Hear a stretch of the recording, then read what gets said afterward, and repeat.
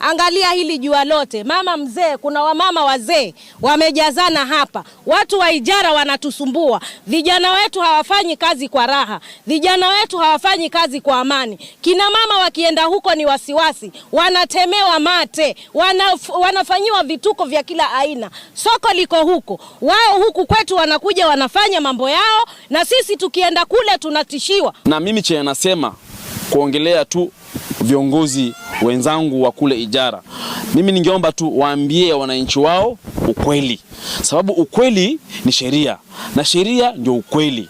Wafanye what we call interpretation, waeleze tu ile sheria inasema nini. Huu mpaka wa Tana River na ijara katika sheria inasema nini. Lakini mahali mpaka iko kulingana na sheria, hapo ndio mpaka iko. Na sio mimi nitengeneza hiyo sheria, wala sio ninyi, si ni kweli? Sikuna wale walitengeneza sheria. Kwa hivyo mahali mpaka iko. Hata mtu ashide hapa akionena akichukua TikTok, wacha ajulikane kwa TikTok huko kwa social media. Hiyo sasa hiyo haituhusu.